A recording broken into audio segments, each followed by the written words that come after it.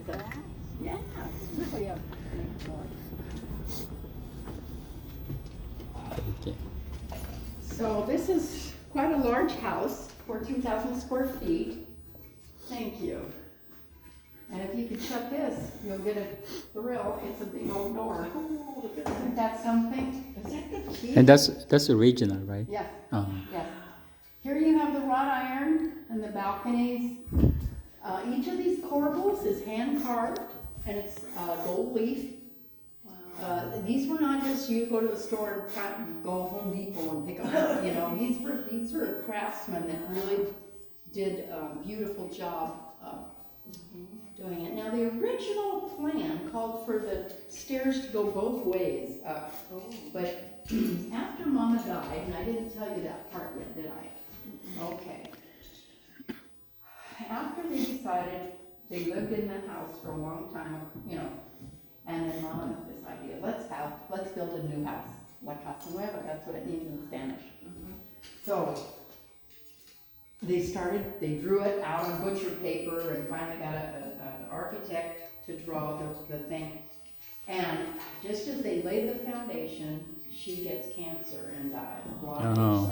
So they pulled off and decided not to finish, but the kids said, let's finish the house in honor of Mama, so they did. So here's a picture of Laura Gonzalez. This is Walter's wife, Laura Gonzalez, and then this is the boy that found it when he was 9, and Agnes was 2 years, yeah, he was born in 1905, 7, 9, and 10. The 19, you know, they were all 2 years, except there's a year apart between them. Anyway, so that's, yeah, Agnes, Thomas, Agnes, Edgar, Walter Jr., and Edgar. And so those, now they were teenagers when they moved in here, almost fully grown, because they moved in here, they laid the foundation in 1922, but it took them 5 years. They moved in here in 1927. So by then, they're really quite grown. Okay, so as you see, we have a lot of hand-made tile. And just How about features. the stained glass? Yes, Yeah. and the stained glass window is beautiful. It's a compilation of coming to California. It's not what you'd call exact in its, all those different dresses. It's like a compilation of, you know, coming to California. Beautiful. We'll go upstairs and see it closer. So as we go in here, kind of look at the doors. The doors are really beautifully carved, and the hinges are all unique too. If you kind of look in here at the hinges, yeah, the hinges, each hinge on the doors are different too. Yeah. So Mr. Temple, well, you know, when the mama died, Laura died, they had a lady called Mrs. Bassity, and she became the housekeeper. It was a friend of the family, and then Mrs. Bassity's brother, Frank Romero, was the ranch foreman. So those two helped out. It was a big complex to take care of. Now, there's something in this room that, the radio. We don't have TV yet, you know, but we have radio. Radio came in the 1920s, and it brought instant communication to the world. So it was a big deal. And I remember sitting around the radio when I was growing up. We didn't have TV, and that was a big deal. To listen to all these stories. All right, so this is my favorite picture. This is, I call it rags to riches. This is when they lived in Montebello before they struck it rich. Before Walter's little Edgar found the. See, they're a little barefooted, and she's got her big bow in her hair, but look, she's got a bigger bow then, you know.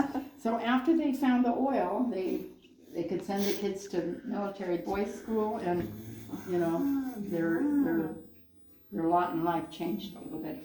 Now here, they left a little opening for Mama when they had their picture. That's Thomas and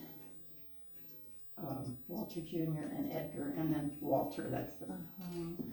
Yeah, so as we look up, more of the features in the house are the hand-carved beams. Each one is different. There's not one that's the same, and they ran out of human figures and started making animals. The beam is, what kind of tree is that? I don't know. That's a good question. I don't know. Yeah. Yeah, it actually doesn't look like oak, does it? Yeah. It looks more does. like pine. Yeah. Yeah. Yeah. All right, so as we come in here, you can see that they had, you know, magazines and things like we did, you know. And the picture there of Agnes's dress, she's marrying a Louis Facho. And over here is a picture they took and made the stained glass to depict the, you know, her, and then. How do you say his last name? How do you say the last name? His last name? If F-A-T. Yeah, because I J-O. saw that and I was like, Fat Joe. What kind of a name is that? Fato, well, I think in Spanish you don't say the J's, like Jose Fato, and I'm not sure if I'm saying it right, Fato. I never heard that name before. I haven't either. All right, so as we come into the dining room, you'll see more of the beautiful carved, I mean, they're just like that one, it's just, they're really uniquely carved. And they all have different, you know, faces yeah. And then there's animals and stuff too, so, yeah. Now, most of the time they ate in the kitchen, but if they had a fancy dinner, you know, with company, they would eat here. Yeah. All right, so let's go into the... even the chair says different carvings. It looks yummy, doesn't it? Okay, now let's go in the 1920s. What happened in the 1920s? Well, the war, First World War was over.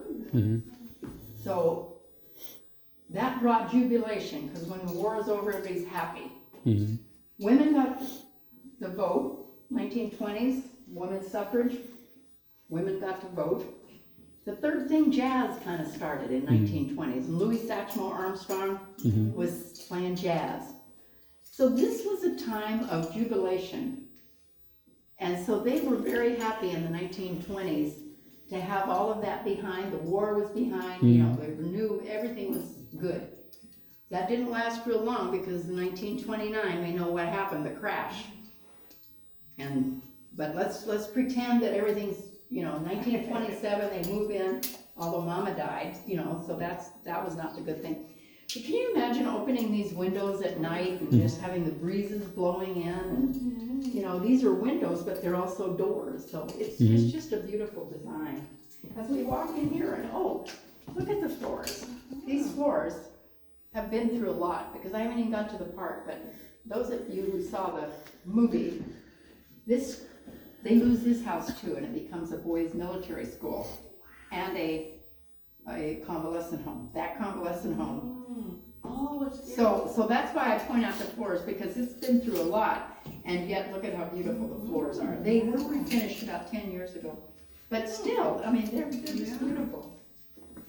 Okay, and so in here, I like to point out, these are not stained glass, these are painted windows. And but look at the canned goods, that's kind of cool, the stuff they have in. Yeah. And that niche over there, the tile niche, is unique because we don't know who did all this other work, but we do know who did Pedro Sanchez. His name is on the tile. And there's 3 niches in the house. And when I get upstairs, I'll talk about another one. But this is the breakfast room, so this is where they did a lot of, you know, eating. All right, as we come in here, I like to look at this sink because this sink has a weird drainage. And my husband was a plumber, and I'd never seen, this is a zinc sink. But the whole, yeah, it's pretty cool. This is a zinc sink. We have stainless steel today, I don't know what zinc, you know, this is the 1920s, you know. And I have to tell you another little secret. When this was converted to a military boys' school, this supposedly turned into a bathroom. Now, I haven't seen pictures that, how did they get it back to looking like this?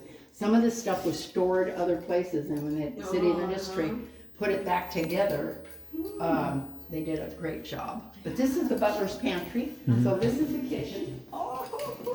And the kitchen was a big state-of-the-art kitchen, because this is a 6-burner stove. Look at all those ovens. That was a big deal back then. Yeah. Yeah. So, and then over here, this little refrigerator, I remember we had an ice box. Yeah, we had an ice box, and when I was